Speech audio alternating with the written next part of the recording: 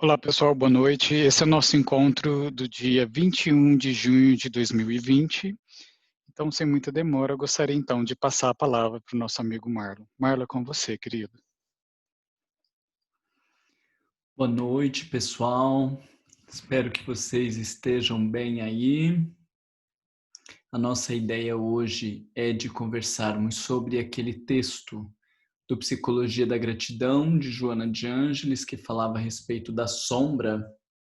Eu até vi que tinham mensagens lá no nosso grupo, mas acho que a única questão que tinha colocado ali foi a Carol, que trouxe as questões da imaginação ativa, né? Eu fiquei pensando se vocês não tinham questões sobre o texto, se vocês não pensaram sobre isso, se acharam que não era para mandar, mas o nosso método ele continua o mesmo, né? Todo mundo estuda, assiste lá os vídeos, as discussões sobre a sombra, e aí a gente se encontra aqui para debater, ver se tem dúvidas e se tem algo que eu posso esclarecer vocês, né? Me recusando a ficar expondo as mesmas coisas que já estão faladas lá, né? Já está falado, não precisa ficar falando de volta, né?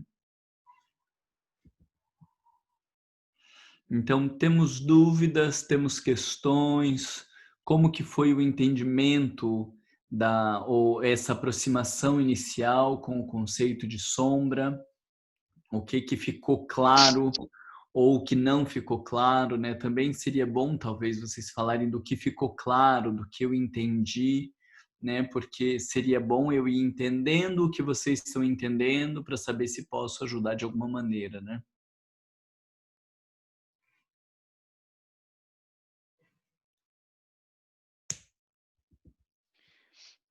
Então, pessoal, começar a mandar aqui as pessoas que querem começar a fazer as perguntas para a gente começar o estudo. Então, vamos começar aqui com a Vânia. Vânia, pode falar. Tá, então, boa noite. Oi, Vânia. Então, eu gostei muito do texto e os vídeos também que você passou no grupo me ajudaram bastante.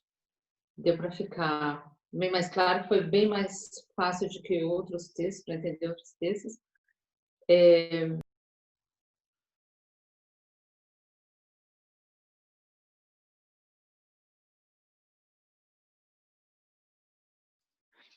Vânia, você está no mudo. Desativou o som de todo mundo. O meu também desativou aqui, Vânia. Eu não sei até onde vocês ouviram. Você disse que foi mais claro de ler esse texto, foi mais fácil de ler esse texto do que outros. Isso, porque eu estou estudando também Em Busca da Verdade, a parábola do filho pródigo, e aquele é bem mais difícil, aquele texto, do que esse aqui, né? Então, eu fiquei aliviada em ler esse, porque o outro era mais complexo. Bem, aqui nesse texto eu fiquei com uma dúvida, porque a Joana coloca que a sombra ela pode ser produtiva ou perturbadora, e ela se expressa de três formas: pela natureza pessoal, pela coletiva e pela natureza arquetípica. E diz que essa natureza arquetípica, em que há um caráter ancestral de destrutividade que não pode ser diluído. E aí, mais para baixo, 2 parágrafos abaixo, ela fala que todos nós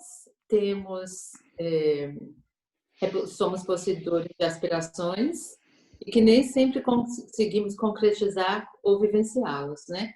Então, isso mais o fato de que a gente tem essa herança ancestral da cultura, mais a presença arquetípica que ela falou lá em cima, isso causa um fenômeno de fuga da realidade. Aí, para mim, não ficou muito clara essa questão da presença arquetípica. Eu procurei em outros livros dela, mas eu não consegui solucionar esse ponto, tá? Seria essa a minha primeira pergunta. Sim, já sabia que ia dar entrave aí, porque é bem complexa essa questão. Bem complexa. Quem mais? Tem algum ponto para a gente conversar? Paula mandou uma pergunta, Marlon, dizendo o seguinte: tem como o Marlon explicar mais exemplos de condição humana para eu entender melhor a diferença com os mecanismos de defesa?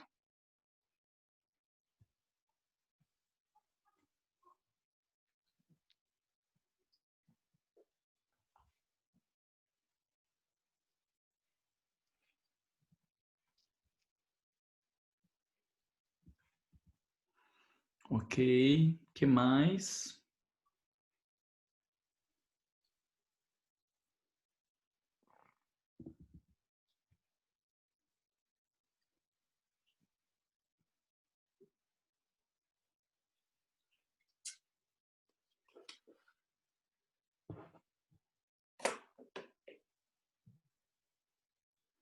Fazer outra pergunta então. Quem lê o texto? Uns 3. Andréia, Aline, Ângela, Paula, Wilgen, Rafa, Val, Flávia, Isabel, Vânia. Eu li Marlon, também. Quem? Tem uns de vocês que não estão com nome ali. Essa pessoa que está fazendo a síntese agora, não tem seu nome aí, quem é? É nada. Cristina. A Cristina, apareceu Olha o projeto da agora. internet. Eu li também. Mas Só Isso, Psicologia da para Gratidão. poder ver os detalhes. gente, o áudio de vocês no silencioso, por favor. Aí a página 2 aqui para ver se teve mais alguém. Marlon, a Carol está falando aqui que teve a pergunta que ela mandou no grupo. Sobre a imaginação ativa, né? Isso.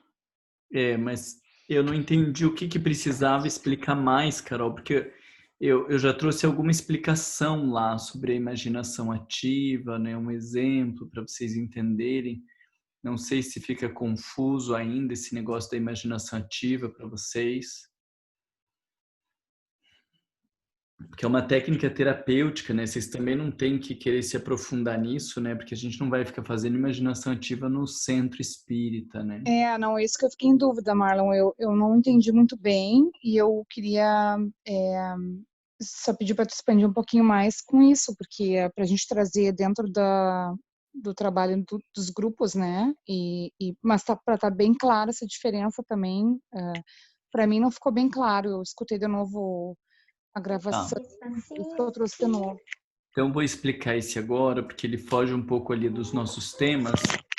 E as outras sobre sombra eu vou juntando daí para a gente falar depois tudo junto, tá? Mas então essa questão da visualização terapêutica e da imaginação ativa, a imaginação ativa que o Jung fala, ele está se referindo à manifestação do inconsciente.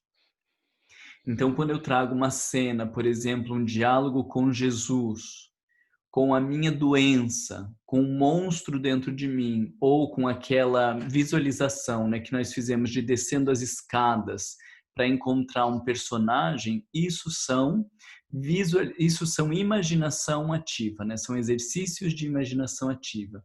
Nós estamos dando espaço para o inconsciente manifestar seus conteúdos. Agora, quando nós fazemos encontra com Jesus para que ele venha, para que te dê um abraço, palavras de consolo, ou aquelas visualizações que o Divaldo faz, de você enxergar os teus ressentimentos numa pedra, jogar a pedra no mar. Esses elementos terapêuticos, eles são do que o Divaldo chama de visualização terapêutica. Então, a visualização terapêutica vai te ajudar a dar uma organizadinha nos conteúdos internos e tem um efeito terapêutico. A imaginação ativa, ela tem por objeto esse autodescobrimento pela via do diálogo com o inconsciente, né? Então, a gente em consultório faz o diálogo, eu estimulo o paciente a fazer um diálogo com o seu sintoma. Eu tenho um câncer. E aí pode conversar com esse câncer, qual é o sentido dele, o que ele quer me falar, qual é a sua proposta para a minha vida. Então eu faço um diálogo com um sintoma, ou um diálogo com uma imagem que apareceu num sonho, um diálogo com Jesus, e tudo isso nós vamos chamar de imaginação ativa. Você está pondo a tua imaginação para funcionar, no sentido de que nesta imaginação vai se expressar o teu inconsciente para o teu melhor autodescobrimento. A gente não vai ficar fazendo exercício de imaginação ativa como recurso para o autodescobrimento, como uma prática comum no centro espírita. Claro que não há nada que impeça vocês de fazer uma visualização como aquela que a gente fez, de descer nos degraus, quando você está discutindo o arquetípico, ou de você fazer um encontro com Jesus e um diálogo com Jesus. Isso é uma imaginação ativa, né? Se encontrar com Jesus para ver se ele tem alguma orientação, o que ele tem para te falar, para te mostrar. Isso vai ser um exercício de imaginação ativa. Mas não nesse caráter terapêutico de encarar uma doença ou alguma coisa assim, entende? Então, é mais num... Opa, sumiu a tela aqui. É mais num sentido de olhar para si, né? De ter noção do que está acontecendo. Não, de ter noção do que está acontecendo consigo, eu diria que até muito. É um olhar para si. É uma busca por um organizar as coisas, né? Por um acalmar. Então, quando eu estou muito nervoso e eu silencio para entrar em contato com o meu mentor, a gente nunca vai ter certeza se as palavras de conforto que você ouve, elas são do seu mentor ou elas são do seu inconsciente, manifestação do seu aspecto divino. Você nunca vai ter certeza. E é importante que seja diferenciado? Óbvio que não. Que diferença faz se é do divino que existe dentro de mim ou do divino que existe num outro ser humano? Não faz diferença nenhuma. O que importa é o ego sair do olhar para si para entrar em contato com o elemento divino. Então, a gente muitas vezes está estimulando o olhar para a espiritualidade, o encontro com Jesus, achando que está estimulando o fenômeno mediúnico, mas pode ser puramente o processo da imaginação ativa, né? Não precisamos diferenciar, mas só para vocês entenderem que está caminhando tudo junto. Entende, Carol? Fica mais alguma questão? Agora sim, a questão é que eu fiquei preocupada se eu teria que saber diferenciar, mas não tento diferenciar, ótimo, porque não tem como a gente saber, né? É sair do ego para buscar um elemento que transcenda ao ego, né? Exato, tá. Tá, obrigada. Isso é o que eu estava até relendo a introdução da Revista Espírita para falar hoje no programa de manhã do Como Estudar o Espiritismo. E lá na introdução, Allan Kardec fala, quando ele está apresentando a Revista Espírita, né, ele fala que a Revista Espírita se propõe a estudar tudo que é dessa dimensão metafísica e por isso ele vai dar o nome de Jornal de Estudos Psicológicos, né? Então, tudo isso que transcende ao ego e ao material é metafísico, né? Metafísico, para além da dimensão física. O ego se estrutura no físico, né? A minha profissão, o meu sexo, a minha idade, tudo isso é do físico. E o metafísico é tudo que transcende ao elemento físico, então também tudo que transcende ao ego, o elemento divino, o autodescobrimento, tudo isso é do metafísico, né? As reencarnações passadas e o futuro extrapola o ego, então é metafísico. Temos mais algumas perguntas? Temos. A Marie está perguntando o que seria os movimentos primários? Aonde, Marie, que eu já não lembro mais e não anotei isso de movimentos primários. Veja lá bem certinho qual é o parágrafo e nos fala. Qual é a outra pergunta? Tem 3 pessoas que estão dizendo aqui, a minha questão é a mesma da Vânia. E aí temos uma pergunta da Ângela. Ângela, pode falar. Boa noite, gente. Boa noite, Marlon, Fabrício. Obrigada. Eu confesso que eu não li tudo, tá?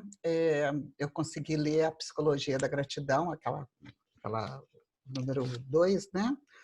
E li o primeiro capítulo do Em Busca da Verdade. E vi o teu vídeo, o vídeo de 20 e poucos minutos, eu não sei qual dos dois que eu consegui ver. E fiquei na dúvida, quanto às palavras empregadas, as expressões para a gente, quando a gente encontra a sombra, que tem 3 palavras que são disciplinar e controlar, que você utilizou no seu vídeo, esse de 23 minutos, e a Joana usa diluir.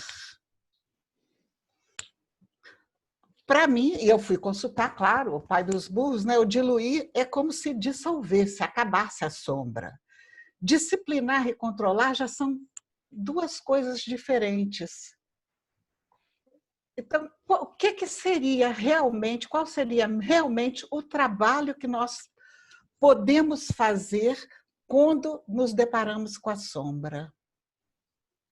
Legal, Ângela. Bem oportuno isso de entender o que cabe fazer no cotidiano, né? Bem importante. Mais alguém? A Marie achou, Marie, o parágrafo? Ela está digitando.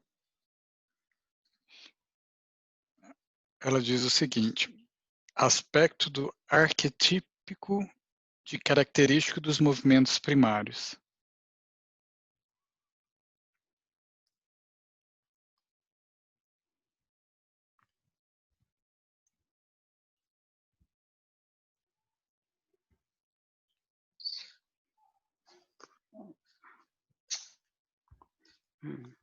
Na página 27, Marlon, o último parágrafo. Eu estou no aplicativo, Quer que eu leia o lugar? Eu sei, estou aqui com ele. Como começa o parágrafo? Tais ocorrências... você está lendo, Marie? Pode ler. É porque eu pensei que eu tivesse, desculpa, perdão, boa noite a todos, é que eu pensei que eu estivesse sem som, eu estava aqui doida procurando, estava enlouquecida. É justamente na página 27, tais ocorrências da vivência em cada reencarnação.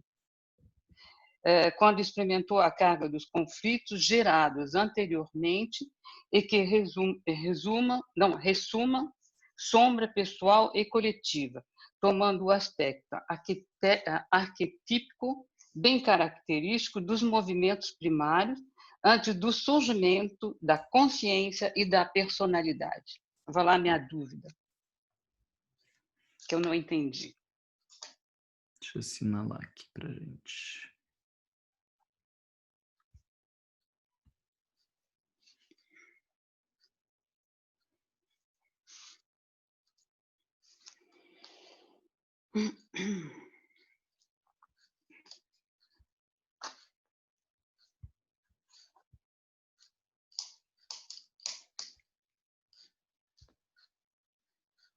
Quem mais? A Débora está dizendo o seguinte: essa também é minha dúvida. Joana fala em diluir conscientemente pela superação. Como seria isso?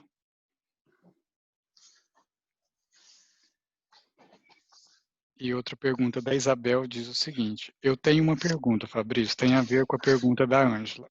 Isabel, pode falar.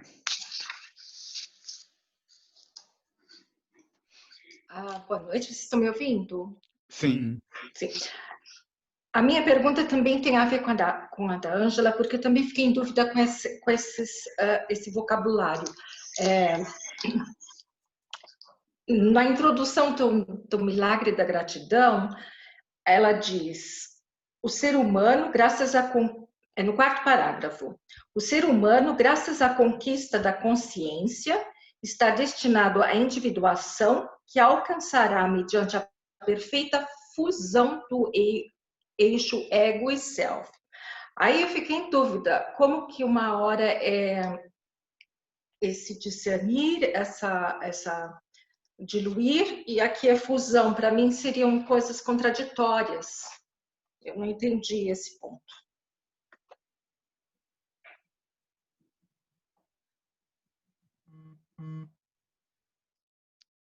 Marla, é um ponto interessante que 6 pessoas estão dizendo que todos eles estão se esbarrando nessa mesma dúvida.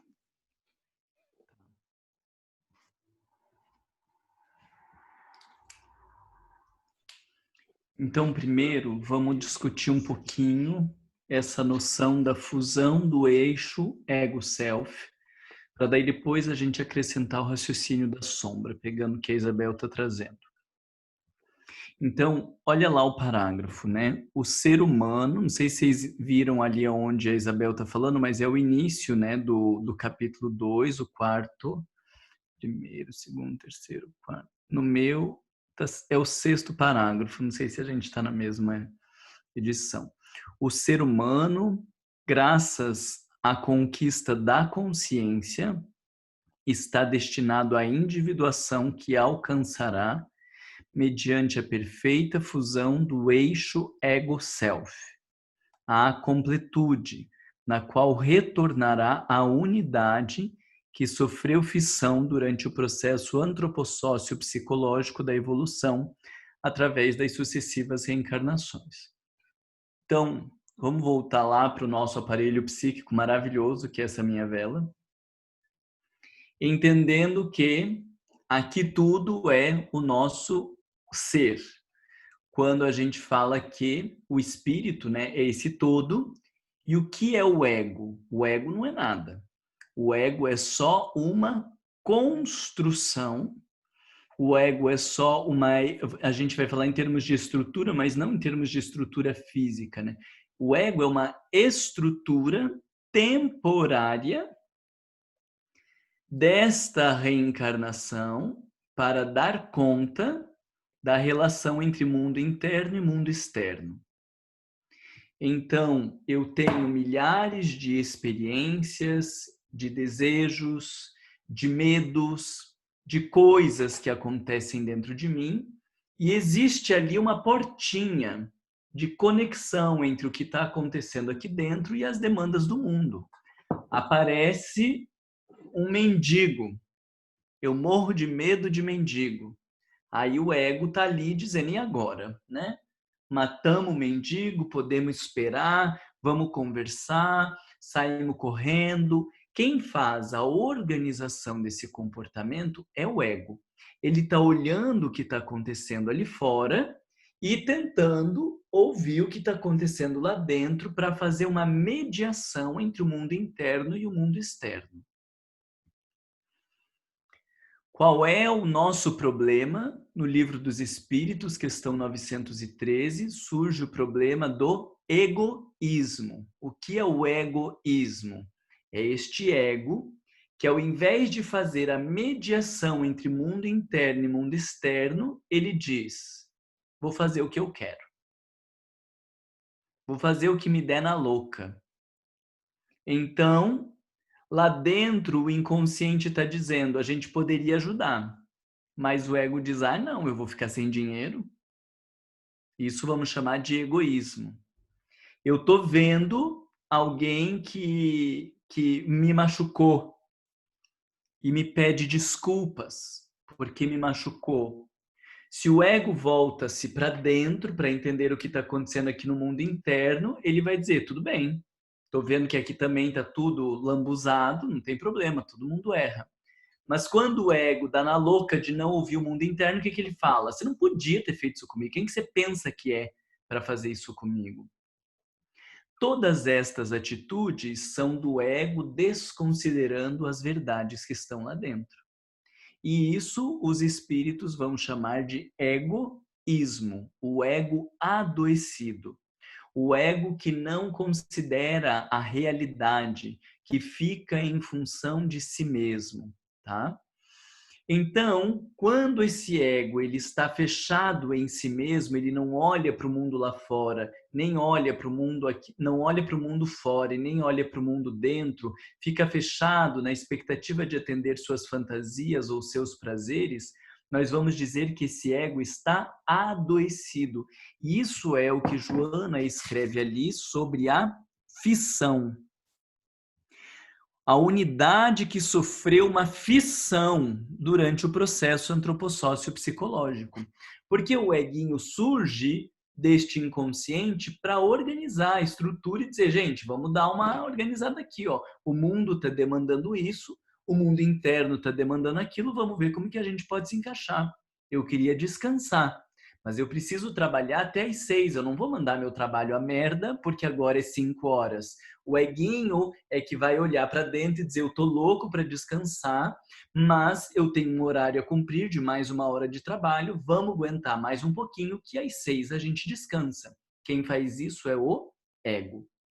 Só que neste momento onde nós nos fechamos apenas nos nossos desejos, nas nossas expectativas, sem ouvir o mundo lá fora e sem ouvir o mundo dentro, nós vamos dizer que ocorreu uma fissão. Porque se a função do ego é fazer mediação entre mundo interno e mundo externo, quando ele para de ouvir o mundo interno, ele fez uma fissão. Ele perdeu o sentido. Ele está doente. Todos nós, quando formos ofendidos, se nós ouvirmos o nosso mundo interno, a gente vai ouvir uma consciência dizendo, mas você também errou. Você também já fez a tua parte. Você contribuiu para ter acontecido desse jeito. O outro não errou sozinho, né? É uma relação. Só que no meio da nossa loucura, o ego não quer ouvir o mundo lá dentro. Porque se ele ouvir o mundo lá dentro, ele vai viver uma sensação materialista de decadência. Ele vai viver uma sensação de que ele é menos. Ele vai viver uma sensação de não importância. Ele vai viver uma sensação de que é frágil, de que é isso, de que é aquilo. Então, o que que faz? Cala a boca, mundo interno. Você não podia ter feito isso comigo. Isso é um ego que faz uma fissura, que faz um rompimento do diálogo com o mundo interno. Porque se for ouvir o mundo interno, ele vai ter que se dobrar. Ele vai ter que aceitar as desculpas, ele vai ter que abrir mão da mágoa, do rancor. Se aceitar o mundo interno, cai nas bem-aventuranças, tá? Em resumo é isso. Se você ouve o teu mundo interno e aceita o mundo interno, você vai cair nas bem-aventuranças. Porque na hora que você estiver lá com raiva ou impaciente, se você ficar olhando lá para fora, você vai dizer, caramba, por que tem que esperar tanto? Porque isso é uma palhaçada, porque isso não é justo. Se você olhar o teu mundo interno, ele vai estar dizendo, você não é um rei, você devia de ter se organizado melhor. Se você está com problema de horário, você devia de ter planejado isso, não adianta descontar nos outros. Se você ouve o teu mundo interno, você vai ouvir esse tipo de resposta. Aí o que o ego faz? Cala a boca, mundo interno, porque eu é que mando nessa palhaçada. E aí ele faz uma atuação desconectada do mundo interno. Toda atuação desconectada do mundo interno, que são as nossas verdades, é uma atuação doente. Então é o ego atuando em função de si mesmo e não o ego em comunicação com o Deus interno. É a gente atuando no mundo desconectado de Deus. É um sujeito adoecido. Então a nascente de todos os nossos vícios está no egoísmo, que é o ego adoecido, que é o ego que não ouve o mundo interno. Se a nascente de todos os nossos sofrimentos está lá, qual é a solução para todos os nossos sofrimentos? É o ego aprender a se voltar para o seu mundo interno. Isso é o eixo ego-self. É o ego em conexão com o Deus interior. Eu queria mandar a puta que pariu, mas o Deus interno fala, Marlon, quanta coisa você também faz errado. Quantas coisas você contribuiu para que acontecessem daquele jeito? E aí eu me constranjo e digo, tá bom. Ou a pessoa fez errado, você tem certeza que foi ela que fez errado, que você não contribuiu para aquilo, que a pessoa estava louca, mas você sabe que se você não fizer nada, ela nunca vai vir pedir desculpa porque é orgulhosa. Aí o teu mundo interno diz, Marlon, vá lá pedir desculpa. Não fiz nada de errado. Vá pedir desculpa como forma de aproximação. Imagina que eu vou pedir desculpa. Eu não fiz nada de errado. Vocês entendem o ego adoecido? É o ego em função da aparência, é o ego em função da exterioridade, é o ego em função do materialismo, é o ego em função do status. Aí o mundo interno diz, pede desculpas, mesmo não feito algo errado, porque é a forma de aproximação. Quando eu tenho uma atitude ouvindo o meu mundo interno, nós temos um diálogo entre o ego e o self. Mas ainda é um diálogo, é assim, ó, a gente está ouvindo o self lá no momentinho dizendo para com essa palhaçada e vai pedir desculpa. Aí a gente ouve. Mas dependendo do que a pessoa responder, a gente já sai chutando também, né? E eixo ego-self, o que quer dizer? Um eixo, né? É conexão, é uma ponte, é uma estrutura aonde o ego não vai ter nenhuma atitude mais desconectada do self. É o eixo ego-self. Todas as atitudes do ego, elas estarão conectadas ao self, que é o Deus interior. Quando ele desconectou, nós estamos falando do ego adoecido ou do egoísmo. Fica claro para vocês a ideia de eixo ego-self? Eu acho que o texto que Joana mais fala de eixo ego-self, ela fala em todos os livros, não, nos livros que passaram mais tempo. Mas eu tenho a impressão que o que ela mais fala eixo ego-self é no encontro com a paz e a saúde. Eu tenho a impressão, não fiz uma conta assim, mas o que ela mais fala de eixo ego-self é o encontro com a paz e a saúde. E vocês vão ver também ali no Em Busca da Verdade ela falando disso, né? Dúvidas sobre eixo ego-self? Isabel tá ali, já dá para ver o eu quero falar. Eu pensei, eu entendi assim, se essa fusão, então, seria o primeiro passo para que reconhecêssemos a sombra. Essa fusão, essa conexão entre ego e self, é como se fosse a porta, é como se fosse a porta para eu começar a reconhecer essa pequenez do ego. O diálogo entre o ego e o self é essa porta. Quando o eixo está estruturado, não tem mais sombra.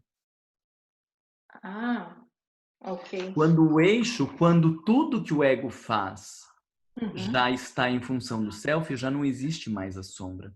Porque a sombra, o que é a sombra? É tudo aquilo que o ego não tem o desejo de ser. Então, são as verdades do self bombando lá dentro e o ego dizendo, não, isso eu não sou. Okay. Então, quando ele está em plena conexão com o self, não existe mais sombra. Porque ele não está mais negando as verdades dentro dele. Só que a plena conexão eixo, ego, self, ela se dá, ou a plena conexão entre eixo, ego e self é o espírito puro. É Jesus dizendo, eu e o Pai somos um. Tá, entendi. Tá, obrigada. Aí não tem sombra. Tá.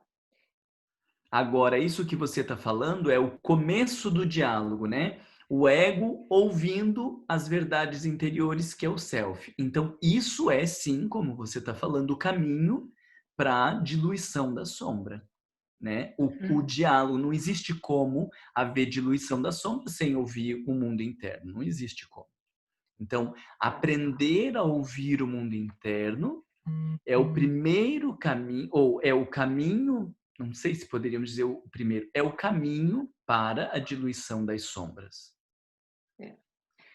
E aí vamos retomar sempre, porque se vocês, ao final de 5 anos, entenderem só isso, já vai ser maravilhoso.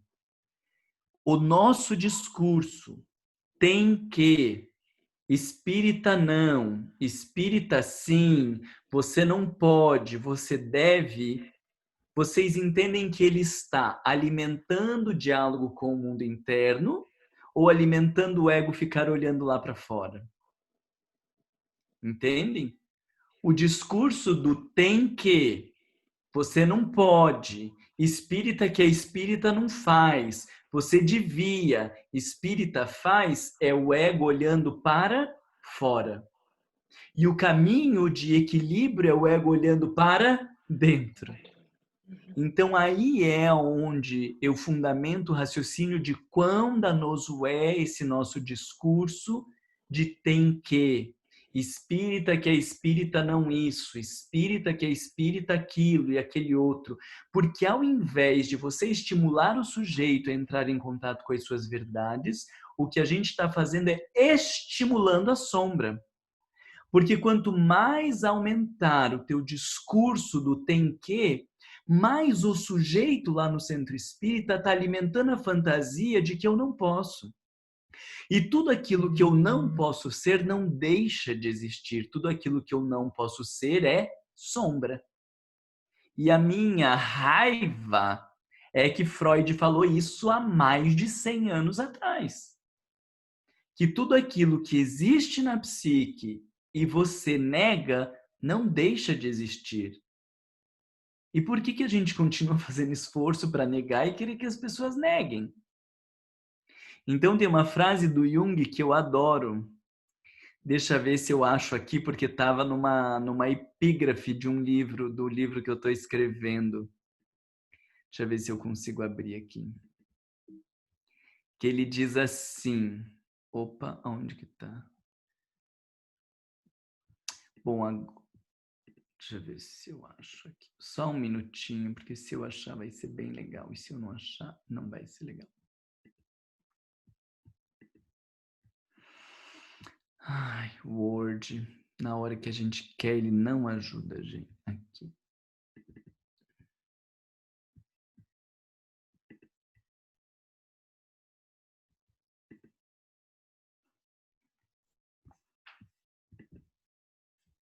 O Jung diz assim, ó. Deus nos livre da psicologia, pois tais digressões poder-nos-iam levar ao autodescobrimento. Preferimos as guerras a isso, pois elas são sempre culpa do outro. Então, essa lógica, né, de vamos matar essa gente da psicologia, vamos dizer que eles não estão estudando doutrina espírita, vamos falar que esse negócio não tem qualidade, vamos dizer que isso aí, sei lá o quê, que é epifania. Por quê? Porque ao você começar a estudar psicologia, parou de culpar o mundo externo, parou de justificar os teus atos pelos atos dos outros, você agora vai ter que entrar em contato com tudo aquilo que você não queria ser. Então, é muito desconcertante, né? Eu lembro uma vez o Geraldo Campetes, que hoje é o vice-presidente da federação, uma vez a gente se encontrou num evento lá no Espírito Santo, e ele falou, Marlon, eu preciso te dizer, ouvir a tua fala é uma sensação desconcertante. A minha sensação é como se eu tivesse pelado no meio das pessoas. É extremamente constrangedor te ouvir. Porque falar desses aspectos psicológicos é se obrigar a descobrir que a gente está num discurso superficial, é se obrigar a descobrir que a gente está mudando fachada, é se obrigar a descobrir que a gente não é essa alma evoluída que a gente está achando que é. Isso é desconcertante. Ele diz, você tem que falar com mais jeito, você tem que falar mais manso, porque o jeito que você fala, a gente já fica com uma vontade de sair correndo, porque isso é desconcertante. Eu não aprendi a falar mais manso, continuo falando palavrão, continuo descendo cacete, e depois um dia, sei lá, me acerto com isso se eu estiver fazendo a coisa errada, mas é o que me dá vontade de fazer e eu estou fazendo por enquanto. Mas porque, de fato, a psicologia desvela isso, né? Ela vai dizer para o ego, olha, tudo isso, você está achando que é o centro do negócio, mas toda vez que você atua desconectado do teu mundo interno, você está doente. E o triste é que Allan Kardec já tinha entendido isso em 1857. Não tinha ainda clareza do conceito de inconsciente, não tinha o conceito de ego, não falava-se de arquétipo e destas coisas que vêm depois estruturadas na psicologia, mas ele já tinha o entendimento dessa ciência da alma, de que existem coisas profundas acontecendo dentro de nós. Então, olha que lindo ele perguntar qual é o meio de você se transformar moralmente, porque ele já sabia que essa coisa de querer ficar moldando o comportamento não é um meio de transformação. Ele já sabia que esse discurso que predominava na Igreja Católica já há séculos, Ele não era suficiente para as pessoas se modificarem. E aí ele pergunta, então, estamos entendendo o espírito imortal, estamos entendendo a lógica da reencarnação, a gente já entende que essa adaptação comportamental não é suficiente. Como que faz para se transformar moralmente? Porque transformação moral é diferente de transformação comportamental. Os nomes já deixam claros isso. Como que transforma a moralidade do sujeito? Porque você pode prender, você pode espancar, você pode humilhar, isso não muda a moralidade do sujeito. E a resposta que os espíritos nos dão é autodescobrimento, ou poderíamos colocar em outras palavras, é o desenvolvimento da consciência. Consciência de si, consciência de quem você é, consciência do teu tamanho, consciência do teu lugar no mundo, consciência de que você é muito pequeno em relação a toda a tua história, que você é muito pequeno em relação a todo o universo. Você ter consciência de quem você é extremamente terapêutico e transformador. Então, é um caminho completamente diferente. Você precisa entender quem você é. E aí o Centro Espírita hoje respostas fantásticas, ou tem um potencial de mostrar para as pessoas quem nós somos, que é profundamente terapêutico. O cara encolerizado que chega no Centro Espírita e vai estudar sobre reencarnação e descobrir que essa é a resultante de milhares de encarnações no meio de milhares outras que vai ter, e que ele é extremamente pequeno em relação a todo o universo, ele que se achava o máximo, ele vai ter que baixar a bola. Isso é extremamente terapêutico. Não é alguém dizendo você tem que ser pacífico para você ir para o céu, porque isso é uma postura interesseira. É o meu bem, o que nós temos de verdades. Nós que somos espíritos inferiores na Terra. Nada. Nada. Então, baixa a bola. Vocês entendem que o reconhecer o nosso nível evolutivo, aquela escala dos mundos, é profundamente terapêutica. Porque quando o ego faz esta cisão, que nós estávamos falando do eixo ego-self, quando ele faz essa cisão é por quê? Porque ele acha que ele é maduro, porque ele acha que ele sabe, porque ele acha que ele dá conta, porque ele acha que ele é melhor, porque ele se coloca como referência. Isso é o ego adoecido. Aí vem o espiritismo dizendo, olha, você pode ser o mais inteligente da Terra. É o melhorzinho dos pacientes dentro do hospital psiquiátrico. O que acontece com aquela bola do ego que estava cheia? Murcha. Você pode ser o mais inteligente. É o inteligente da segunda série do ensino fundamental. O que acontece com o 10 do ensino fundamental? Murcha. Porque o 10 do ensino fundamental não é o 1 do ensino universitário. Murcha a bola. E aí, a doutrina espírita tem esse efeito, sem ser destrutivo. Porque não está falando você não presta, você é uma bosta, você não vai chegar em lugar nenhum. Está dizendo você é pequeno e a estrada é longa. E nessa estrada longa, a gente está mais no início do que no fim da caminhada. Toma atento e vai caminhando que uma hora você chega lá. É extremamente consolador. Mas eu vejo o pessoal estudando no Centro Espírita, capítulo 3 do Evangelho, para ficar falando de Plutão, Mercúrio, Marte, qual que é o melhor, qual que é o pior. Né? Um dos capítulos mais terapêuticos do Evangelho é esse capítulo 3. Mas não para falar de Marte e de Plutão, para falar da situação da Terra, para falar dos espíritos que estão aqui. Quando, então veja, se a fissão é causada porque o ego se coloca lá em cima, hoje qual é o grande caminho para começar o processo do eixo ego-self? É o ego sair do pedestal. Ele precisa sair do pedestal. Ele precisa sair do trono e reconhecer que é o self que está no trono. Eu queria mandar o sujeito para o inferno, mas eu preciso voltar para o meu mundo interno e dizer o que está acontecendo. Qual seria o melhor caminho? O que eu preciso aprender com essa situação? Por que eu estou vivendo essa situação? É o ego que saiu do trono para reconhecer que Deus está lá no trono e ele agora se dobra ao Deus interno para dizer, me diz qual é o melhor caminho. Me diz o que eu preciso fazer. Quando o ego sai do trono, começa o grande processo de organização do eixo ego-self. Mas enquanto o ego está lá no trono, como vai ser possível estabelecer o eixo ego-self? É impossível.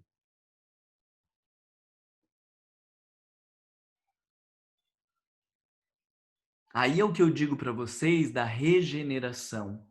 Nos mundos de provas e expiações e nos mundos de regeneração, pelo que Kardec traz, há o predomínio do mal. O predomínio do bem só vai existir nos mundos felizes. Mas qual é a diferença entre mundos de provas e expiações e mundos de regeneração? Aqui o mal predomina, mas eu não tenho consciência. Na regeneração, o mal predomina, mas eu sei. E por eu saber, todo momento antes de atuar, eu me volto para o Deus interno. Todo momento antes de atuar, eu me volto para o Deus interno. E quando eu já tiver consolidado a habilidade de silenciar o meu impulso para me voltar para o Deus interno, isso é a consolidação do bem. Aí está nos mundos felizes. A regeneração é o tentando silenciar os impulsos egóicos para se voltar para o mundo interno. Nas provas e expiações, a gente tem certeza que o mundo interno é silêncio e que o negócio é o ego que tem que decidir. Na regeneração, eu já tenho dúvida. O ego não é capaz de ter as melhores respostas. E por isso eu calo a boca, mesmo quando eu tenho vontade de responder, para me voltar para o mundo interno. Isso é regeneração. É a gente regenerando, é saindo do pedestal e abrindo-se para o mundo interno. Quando esse diálogo estiver funcionando bem, mundos felizes. Quando esse diálogo estiver consolidado perfeitamente, mundos celestes. Eixo ego-self. Por que eu estou falando isso e retomando este capítulo 3 com vocês? Para vocês entenderem que a gente não precisa estar falando de psicologia no centro espírita. Toda a abordagem que eu estou fazendo com vocês é retomando questão 913, questão 919, capítulo 3 do Evangelho, capítulo 4, entende? Isso está tudo lá no Evangelho. A gente vai estudar a psicologia para melhor entender o approach, para melhor entender como apresentar, para entender aonde Kardec está nos conduzindo. Mas você não precisa ficar fazendo estudo de eixo ego-self para entender isso. Está lá no Livro dos Espíritos. Ok? Então, isso é a fusão entre o eixo ego-self. Condição humana. O que é condição humana? Condição humana é a nossa verdade. Você é perfeito ou é imperfeito? Imperfeito. Isso é a tua verdade. Então, quando o ego quer se mostrar perfeito, Ângela me faz uma crítica, e eu vou dizer, não, Ângela, você está errada, porque, na verdade, deixa eu explicar melhor, você não entendeu. Não é que ela não entendeu, eu estava confuso na hora. Mas eu vou dizer, você não entendeu, para querer fingir que eu não errei, que o erro era dela. Isso é um ego fingindo-se de perfeito. E aí, qual é a mensagem que o Self traz? Marlon, para de palhaçada, assume que você errou, pede desculpa e começa a falar de volta, não tem problema.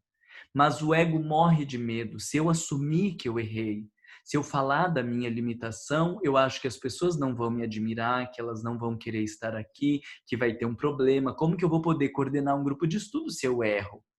Essas são as fantasias egóicas.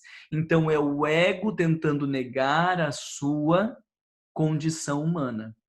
Quando eu me mostro como perfeito, o que vai estar lá na sombra? Se eu me mostro como perfeito, o que vai para a sombra? A imperfeição. Se eu me mostro como bonito, o que vai para a sombra? O feio. Se eu me mostro como forte, o que vai para a sombra? O fraco. Se eu me mostro equilibrado sexualmente, o que vai para a sombra? O desequilíbrio. Se eu me entende? Tudo aquilo que o ego elege para ser visto por fora e que não tem consonância interna vira sombra. Daí Jung dizer que a sombra é tudo aquilo que eu não tenho desejo de ser, eu colocaria uma vírgula, mas sou. Não tenho desejo de ser, mas sou.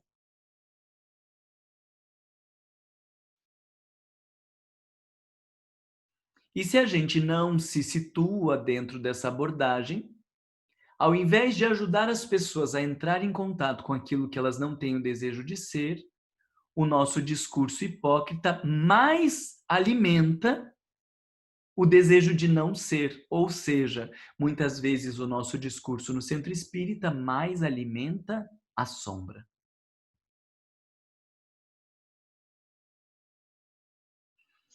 Esse capítulo da sombra, estou dizendo esse capítulo, o nosso tópico, né, da sombra, ele é muito importante de vocês entenderem. Porque cada texto evangélico, dependendo da forma como eu abordo ou explano, alimenta a sombra ou alimenta a verdade o contato consigo. Alimenta a sombra ou alimenta a verdade o contato consigo, dependendo da forma como eu manejo. Por isso é muito importante vocês entenderem, para que as nossas posturas no centro espírita não alimentem mais a sombra, não desconectem mais o sujeito das suas verdades. Isso é importantíssimo. Então a condição humana é tudo aquilo que eu sou. A condição humana são as minhas verdades. Quais são as verdades no mundo de provas e expiações? Imperfeito, frágil, ignorante, limitado, cheio de vício, sem noção, doente. Isso são as questões que estão presentes nos mundos de provas e expiações. O dia que você não tiver mais essas coisas, tá nos mundos felizes. Se tá aqui na Terra, tá com tudo isso. Ô Marlon, posso só fazer um gancho, porque eu perguntei isso e eu coloquei uma outra pergunta que daí acho que já soluciona. Que nem, eu entendo, mas não estou entendendo ao mesmo tempo, assim, porque eu estou com dificuldade de aplicar em exemplo, pensar em exemplo. Porque na minha cabeça, e talvez me venha porque eu me identifico muito com o meu ego, é difícil entender essas coisas. Mas quando você fala, né, que no nosso inconsciente, na sombra, tá as verdades, que é toda essa nossa fragilidade, né, até você falou ignorante, né, tudo que é o meu espírito, é como eu estou, né, nesse estágio da evolução, né? Então é difícil para mim entender como que eu consigo ter essa sabedoria para dialogar com o ego. Como que esse ignorante meu sabe a noção do que é o certo e errado, é humilde ao mesmo tempo para falar, tá, Paula, perdoa, tipo, dizer isso pro ego. Isso seria, então, que aí era a minha outra pergunta, de onde que vem essa sabedoria? É porque é um contato com a nossa parte, com as leis divinas em nós? Ele começa, Paula, aí é o grande X. Não sei se eu estou entendendo bem, se eu não tiver, você retoma a palavra e fala aí de volta. Mas quem nos dá essa sabedoria, quem nos esclarece essas coisas é a doutrina espírita. Entende? O evangelho é essa sabedoria toda. A hora que você está lendo ali, comprovando as questões da reencarnação, explicando a nossa inferioridade moral, os mundos de provas e expiações, explicando por quê, como, da onde nós estamos vindo, para onde nós estamos indo, isso é a verdade exposta nos livros. E quando você está lendo o Evangelho, essas verdades, assim como a mulher hemorroísa toca lá nas vestes de Jesus, o que era a veste de Jesus? A veste de Jesus tinha poder curativo? Óbvio que não. Mas Jesus é a representação do self. Né? Jung vai dizer isso. Jesus é a materialização do divino que existe dentro de nós. Então, o encontro com ele, na verdade, é o encontro com o nosso divino. É o poder organizador dentro de nós, da psique, do Deus interno. Se a gente está ali lendo, esta leitura é a representação do divino. É o sujeito que, quando está lendo aquele texto do Evangelho, mexe dentro dele e causa um constrangimento de dizer, gente, um presídio. Meu Deus, e eu achando que eu era um santo quase, e daí fala de um presídio. Isso é a verdade que está expressa ali nos textos, tocando nas verdades internas e despertando. Então, o livro dos Espíritos é a materialização dessas nossas verdades. O Evangelho é a materialização dessas nossas verdades. Só que a gente é tão cretino, egoicamente falando, que a gente deu um jeito de fazer leituras egóicas do Evangelho, a gente deu um jeito de fazer leituras egóicas do livro dos Espíritos para negar estas verdades e o ego continuar no poder. Infelizmente, não é infelizmente, é o processo. Nós precisamos desse divino fora para despertar o divino dentro. Nós precisamos dessas coisas fora para encontrar a verdade dentro. Jung vai dizer, o processo se dá por essa via. É primeiro fora, para que o fora toque e desperte o que está lá dentro. Então, se a gente olha para a vida, se você olha para as pessoas, a guerra, o vírus, hoje todos os dramas que tomam a nossa sociedade, e você fica 10 minutos pensando sobre tudo que está acontecendo e sobre como está a nossa vida, você inevitavelmente vai chegar à conclusão que você é egoísta. Porque você está nem aí para o mundo lá fora. Mas quando é o meu pai, a minha mãe e o meu filho, aí a gente faz horrores. Aí a gente quer entrar no hospital abrindo as portas e vai obrigar alguém a atender, porque é o meu pai, a minha mãe ou o meu filho. Se você fica 10 minutinhos refletindo sobre isso, você vai entrar em contato com uma verdade tua. Eu sou egoísta. Eu só penso em mim e quando as minhas coisas estão boas, eu quero mais que o mundo se exploda e consigo compartilhar apenas o dinheiro, o tempo, as coisas que me sobram. Isso é um encontro com uma verdade lá dentro. Faz sentido? Então, verdade ou condição humana seriam as mesmas coisas nesse ponto, né? O ego quer negar que é imperfeito, que é pequeno, que é frágil, ou seja, ele quer negar as suas verdades. Aí vem o Evangelho dizendo, é pequeno, é frágil, é imperfeito. É a chance que nós temos de encontrar a verdade pelo estudo, pela filosofia, pela psicologia, pelas experiências da vida. Faz sentido? Faz sentido que hoje, num outro estudo que eu estava fazendo, a gente estava lendo sobre suicídio e falando, né, como a calma, a resignação ativa a serenidade que preserva a razão. Então, me veio que a razão, né, é esse contato com a verdade que faz sentido. Porque perfeito. Então, lá no suicídio, a gente vai dizer que no suicídio... Então, veja, todos os vícios, decorrência do egoísmo. No suicídio não vai ser diferença. Então, o que tem na base do suicídio? Egoísmo. O que tem na base de todos os nossos atos equivocados? O egoísmo. Mas vamos pensar aí como o egoísmo está ali na base do suicídio. Eu fui traído. E aí eu não admito que a minha mulher me trai, ainda mais com aquele amigo lá que eu dizia que era um borra-bosta, que eu dizia que não era ninguém, ela preferiu ele do que a mim. Isso o que está fazendo com o ego? O ego que estava lá no pedestal vem ao chão para ter que ouvir que não, você não é mais importante do que o outro. Isso é o contato com a verdade. Aí o sujeito não suporta. Eu prefiro me matar do que ter que ouvir essa verdade. Ou eu entro em falência. Eu me achava o melhor comerciante, ou o melhor administrador, o melhor tudo. Aí quando eu entro em falência, qual é a verdade que está vindo à tona? Eu não sou o melhor administrador. Eu não sou o melhor comerciante, ou eu não sou o melhor isso ou o melhor aquilo. Ao invés de ouvir essa verdade, o que eu tento fazer? Me matar, para não ouvir a verdade.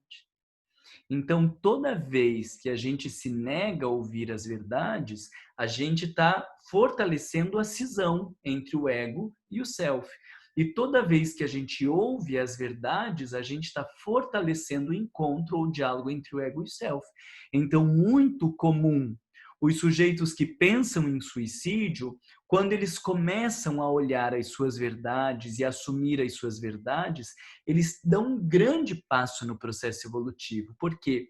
Porque veio o self arrombando e dizendo, para com essa palhaçada e assume a tua pequenez, ou eu me mato, ou eu me encontro com o self.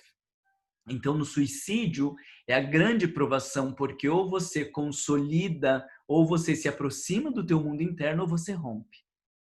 E aí, por isso, eu acredito que nós temos um papel relevante na prevenção do suicídio, porque nós temos inúmeros recursos para ajudar as pessoas a lidarem com as suas dores, e a grande prova que pode levá-lo ao suicídio é a prova que pode levar ao grande encontro com o divino.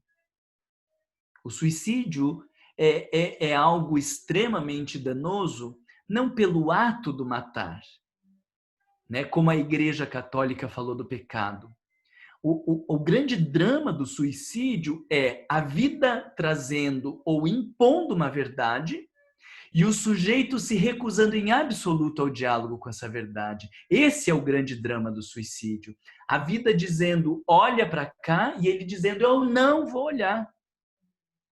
Ele se afastando da sua verdade. Esse é o grande drama do suicídio. A oportunidade de encontro é recusada pelo sujeito.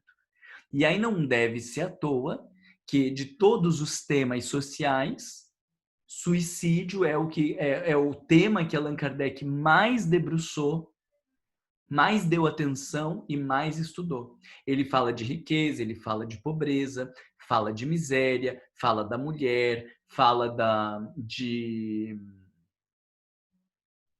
riqueza, pobreza, das questões das igualdades, fala de vários dramas sociais, fala de aborto, que também é um drama social muito presente, catástrofes, fala de vários dramas sociais.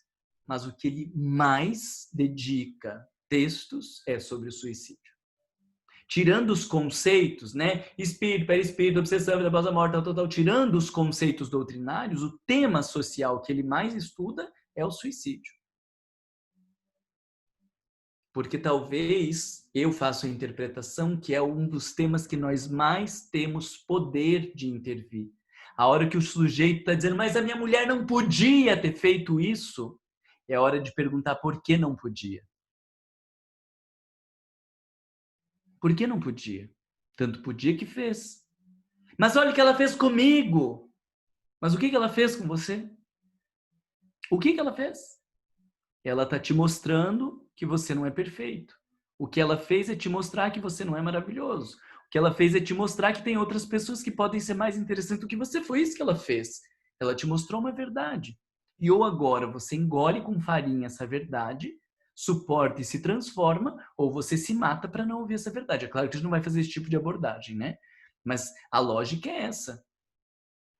Se você for capaz de se deparar com esta verdade e assumir esta verdade, você vai viver um grande processo de transformação, porque é a conexão do eixo ego-self.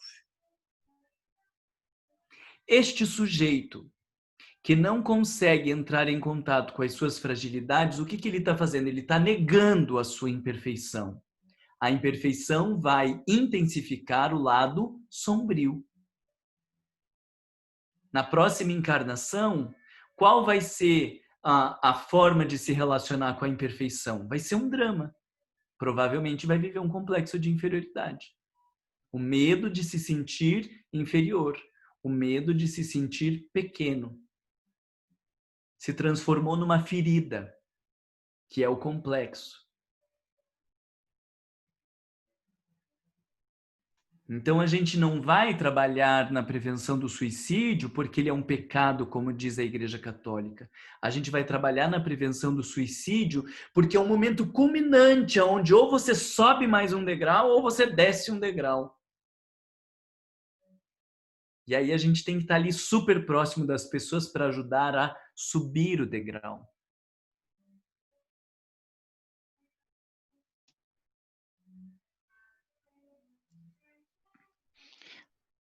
Marlon, nós temos 4 pessoas na fila.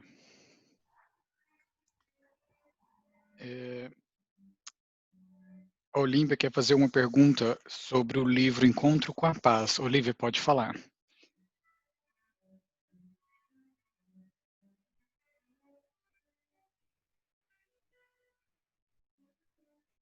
Cadê a Olívia?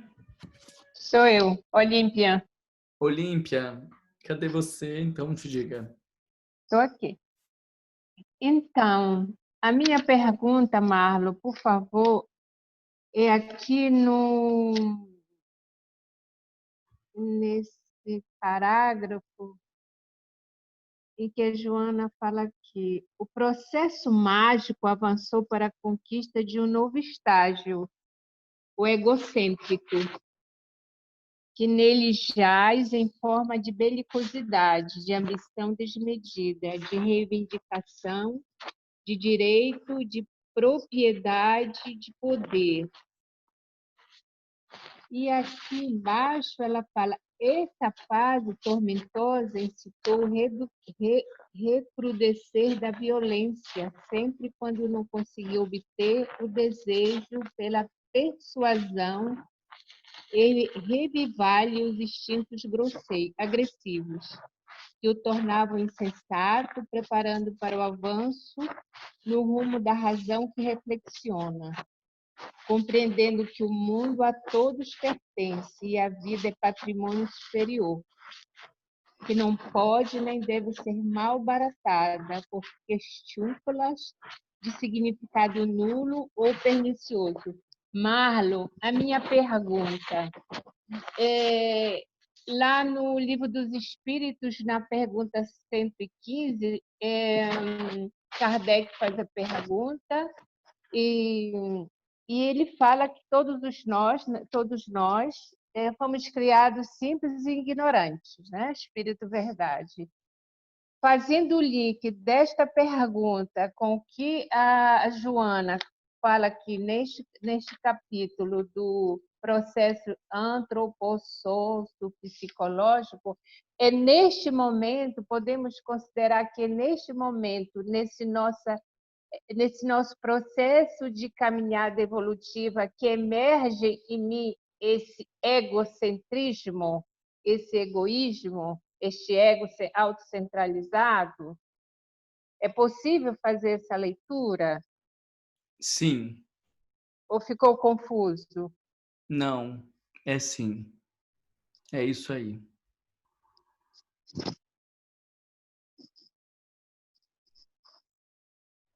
E aí, essa questão aí do 115, ele vai dizer que nós vamos evoluindo pelo encontro com a verdade, né?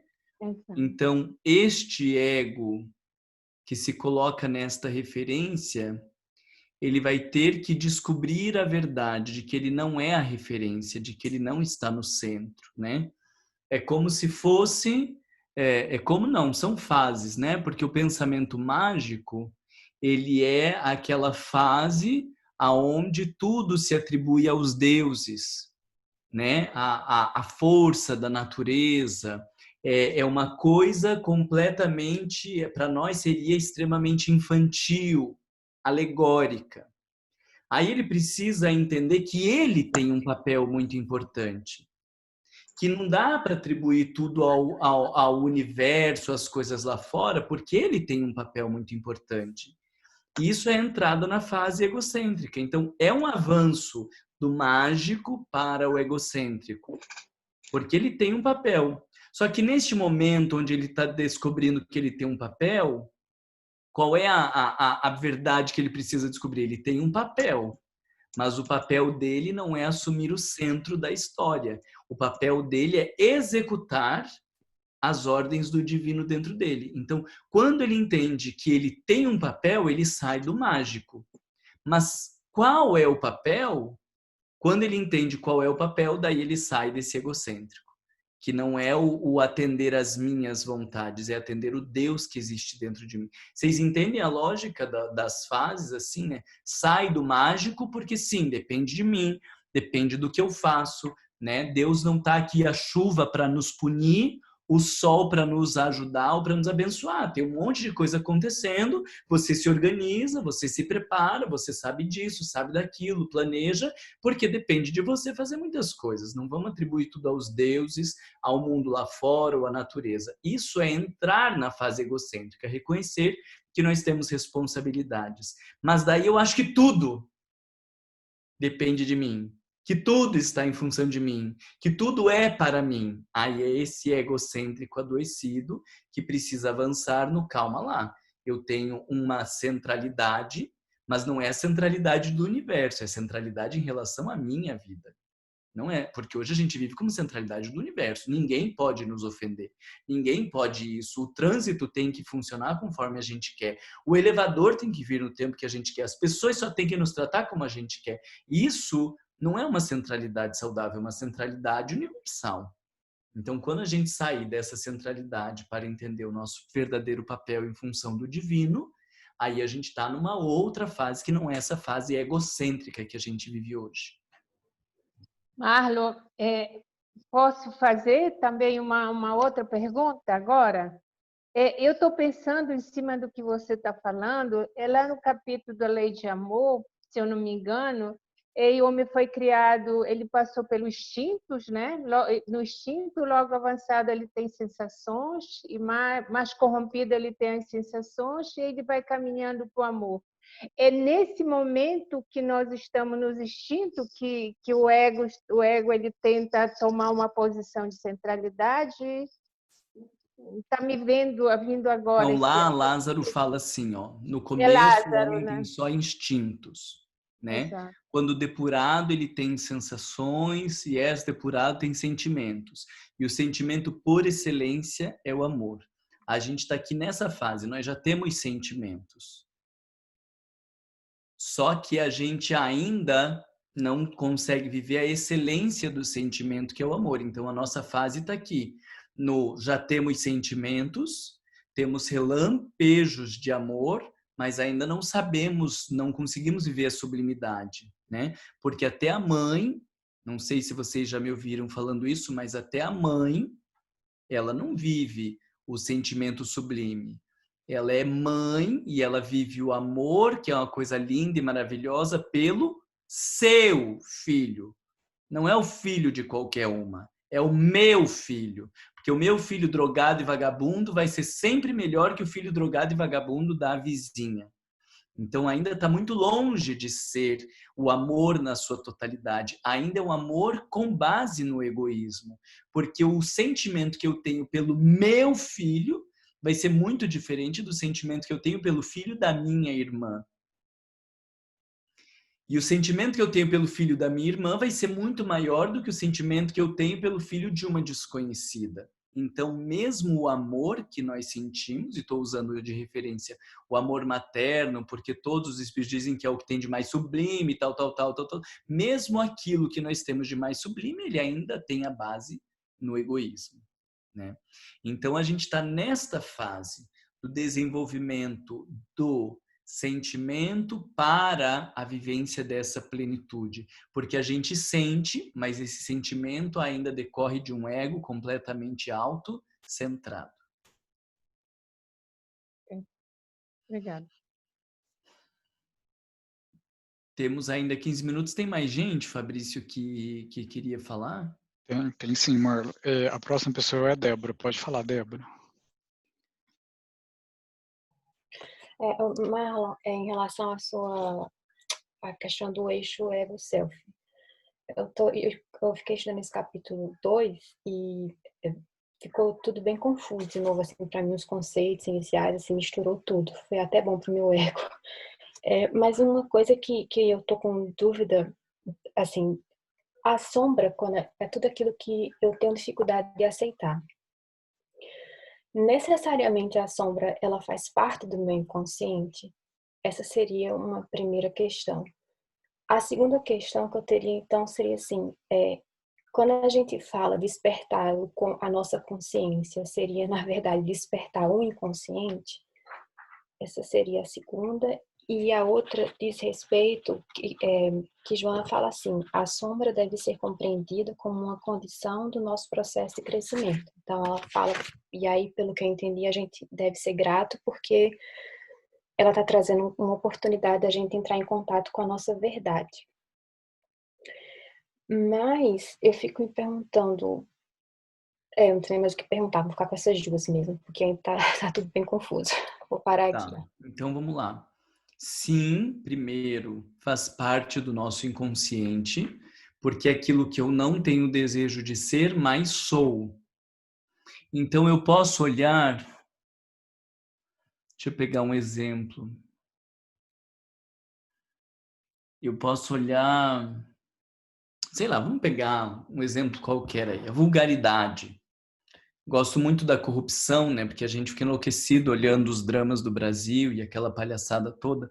Mas vamos pegar aí um tema comum, a vulgaridade, a corrupção, a agressividade, esses temas que a gente que é espírita não tem, né?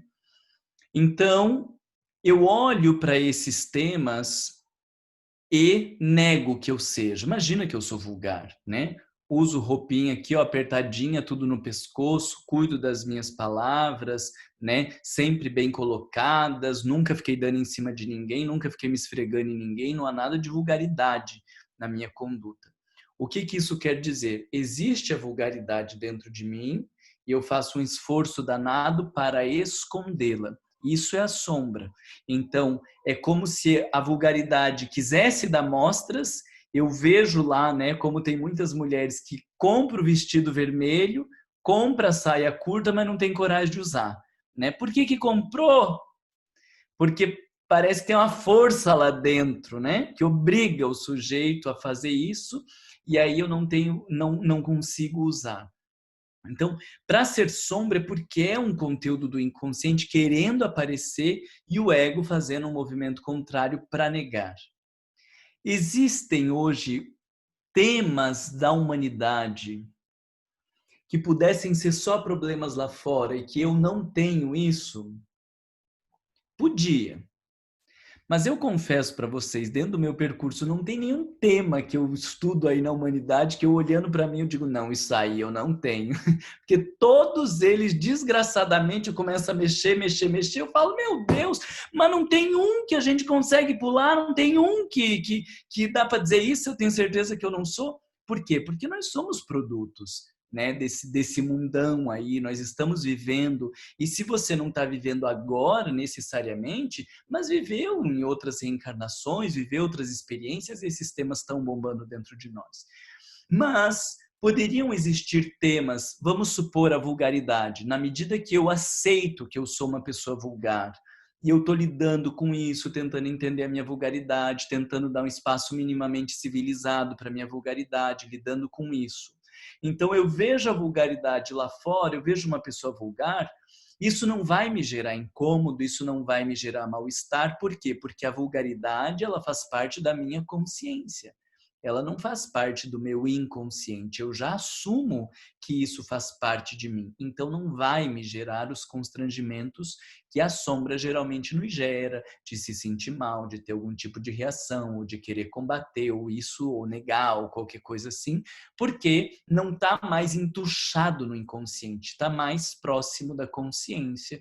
Eu estou entendendo e estou dialogando. Com isso, vocês já reforçam a ideia do que é o diluir da sombra. Não é diluir da vulgaridade. A vulgaridade sai de um estado sombrio para agora vir para um estado mais consciente. É diluição da sombra, não é diluição do conteúdo existencial. Eu não estou diluindo a vulgaridade, eu estou diluindo o estado. Estava lá na sombra, agora não é mais sombra. Agora diluiu a sombra, não tem mais sombra. O que tem agora é consciência de que eu sou um homem vulgar. Isso é a diferença do diluir e do disciplinar, que a gente já vai avançar no disciplinar, provavelmente amanhã, semana que vem, porque daí é bom que todo mundo leia o Em Busca da Verdade para a gente retomar o diluir e o disciplinar. Mas então o diluir, ele está neste encontro. Mas eu sou um homem vulgar, então eu estou assumindo que eu sou um homem vulgar. Ok, Mas ao assumir que eu sou um homem vulgar, eu começo a me perguntar o que tem por trás da vulgaridade. E aí André me pergunta, Marlon, o que tem por trás da tua vulgaridade? E eu digo o quê? Não sei. Ou seja, o conteúdo que tem por trás da vulgaridade está na sombra. Talvez por trás da vulgaridade tenha um sujeito, sei lá, com medo de rejeição.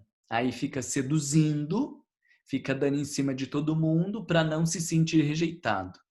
Então, o medo da solidão, o medo da rejeição está lá na sombra. Quando eu consigo entrar em contato com isso, esta vulgaridade, ela tende a ir se diluindo, porque eu estou agora conhecendo o que tem por trás dela. Vocês entendem? Porque senão eu vou dizer, eu vou ser vulgar para o resto da vida? Não vou ser vulgar para o resto da vida, mas eu só vou diluir esta vulgaridade quando eu começo a entender o que existe por trás dela. O diluir de algo porque eu descubro o que existe por trás se chama transformação moral.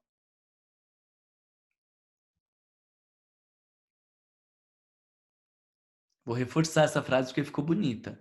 O diluir de algo porque eu entendo o que há por trás se chama transformação moral. Porque o que há por trás são as regras, a ética, a moralidade, né? A regra, o que é moral para Kardec? É a regra de bem proceder. A regra que existe por trás daquilo ali, quando eu entendo, quando eu tomo consciência, dilui aquele comportamento. E por isso nós chamamos de transformação moral. O que está se transformando não é a manifestação, o que está transformando não é o conteúdo, o que está transformando é a regra que existe por trás daquele comportamento. Todo mundo tem que me desejar, essa é a minha regra.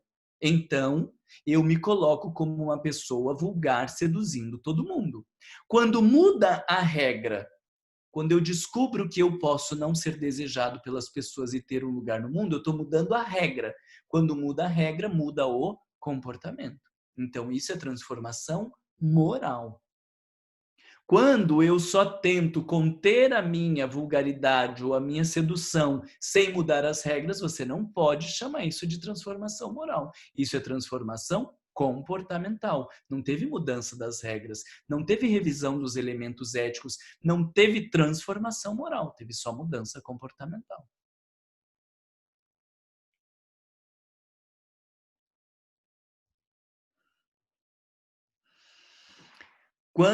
Então, para facilitar a vida de vocês, quando a Débora pergunta despertar da consciência, vamos pensar lá num elemento divino que existe dentro de nós. Eu olho para vocês agora, desculpa dizer, mas eu não vejo o elemento divino em vocês aí.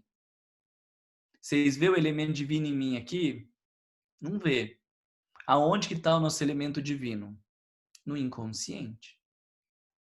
Porque o dia que nós tivermos plena consciência, o dia que a gente tiver contato com o elemento divino, espírito puro. Elemento divino entenda como self. Então, quando fala eixo, ego, self, podemos usar outros termos de dizer o ego em contato com a consciência. O ego em contato com o divino que é dentro de si. Então, consciência nessa expressão espírita, o self, o divino, a verdade, o Deus interior é tudo a mesma coisa. Está tudo no inconsciente.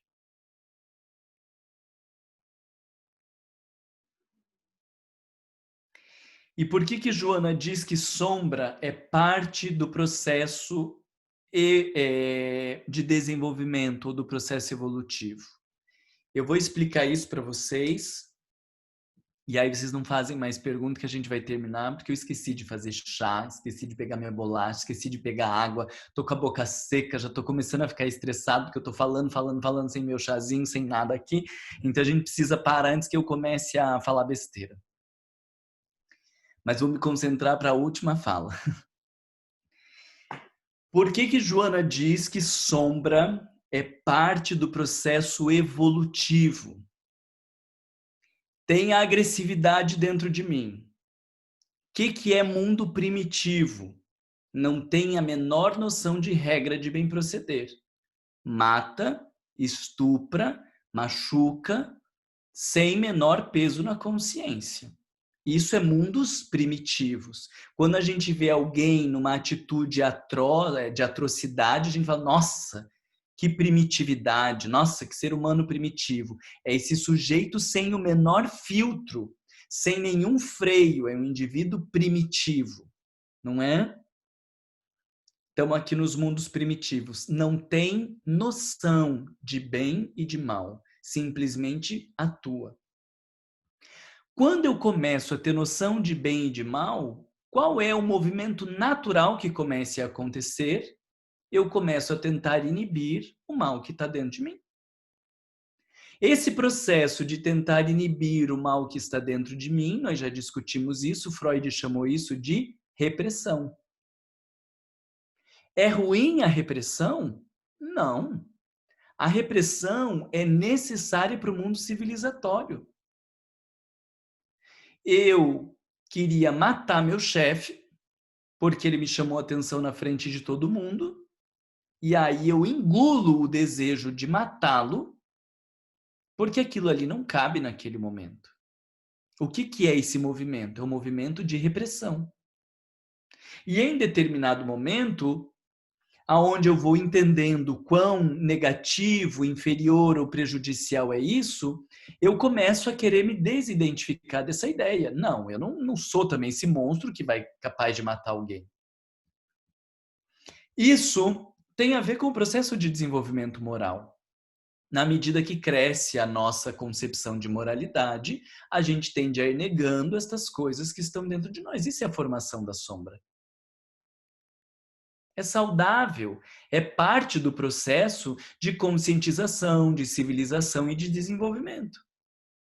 Porém, chega um dia que você já tem um tanto mais de maturidade e você é capaz de olhar para dentro, reconhecer que essas coisas fazem parte de você e não atuar mais por isso, mas tentar entender melhor como elas funcionam. Aí começou o processo de diluição da sombra. Mas se não existisse essa sombra, a gente não teria se desenvolvido enquanto civilização.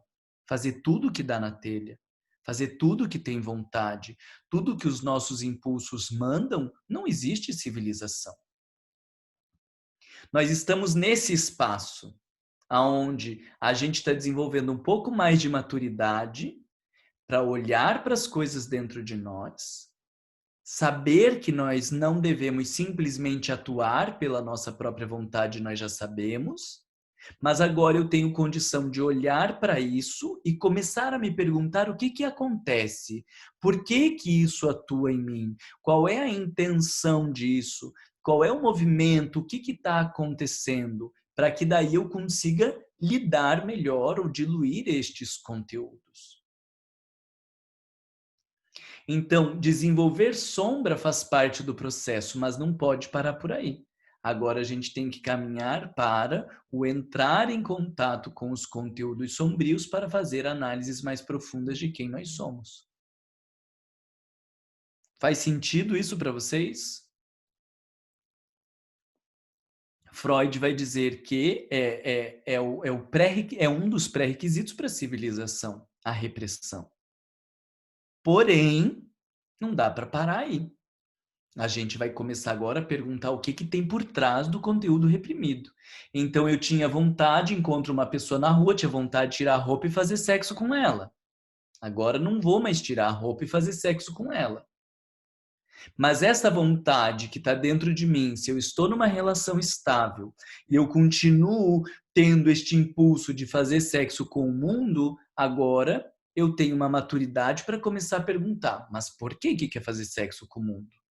É para se sentir desejado? É para compensar a insegurança? É para se sentir valorizado? O que está acontecendo por trás deste impulso?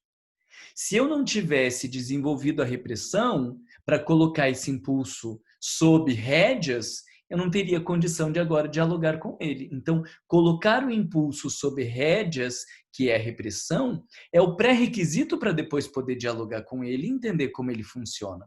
Concordam comigo? Se você não consegue colocar minimamente sob controle, como que você vai poder analisar um conteúdo? Então você é simplesmente tomado pelo conteúdo.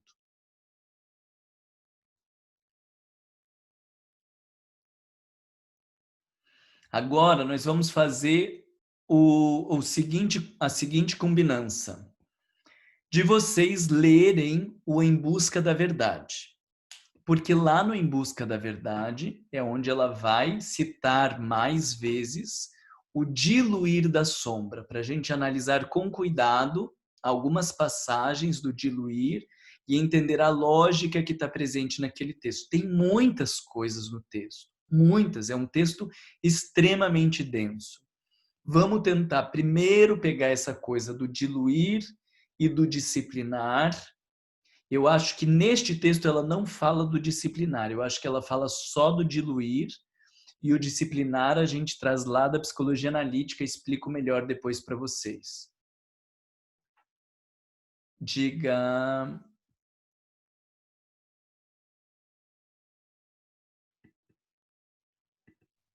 Qual capítulo? Hã?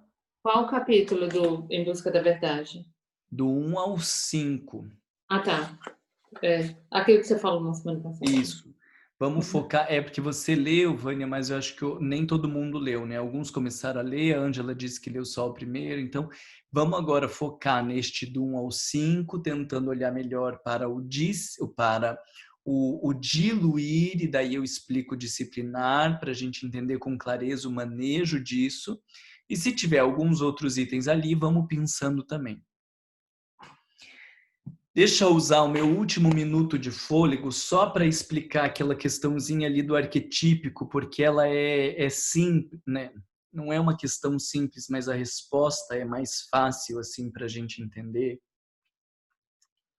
Quando Joana de Ângeles está falando da sombra de natureza pessoal, ela está falando a natureza pessoal, o inconsciente pessoal, são as experiências de agora. Então, por exemplo, a agressividade na dimensão pessoal é destes pais que me agrediam e eu só aprendi a conversar na base da pancada. E aí, quando eu começo a crescer, eu me envergonho dessa agressividade e tento me mostrar uma pessoa mansa. Essa agressividade que eu estou trabalhando é a agressividade da dimensão pessoal, da experiência desta encarnação. A natureza coletiva, nós vamos entender o inconsciente coletivo como parte das experiências do sujeito das encarnações passadas. Meus pais nunca me bateram, nunca me desrespeitaram, mas eu sinto uma agressividade aqui dentro e um impulso que é muito difícil de lidar. Porque em outras encarnações eu vivi muitas experiências agressivas. Não está na dimensão pessoal. Eu não enxergo desta vida estes elementos que justifiquem essa agressividade. Porque nós estamos falando do inconsciente coletivo. Nós estamos falando das experiências de outras reencarnações que eu vivi. Mas quando ela diz de natureza arquetípica, em que há um caráter ancestral de destrutividade, nós estamos falando de coisas que são muito difíceis de entender, mas que o jeito que eu consigo explicar para vocês, não é nem que eu consigo explicar, é o jeito que eu consigo entender, porque quando eu falei que eu consigo explicar, parece assim, eu tenho um entendimento fantástico e eu vou dar para vocês uma migalhinha. Não. Eu também não entendo.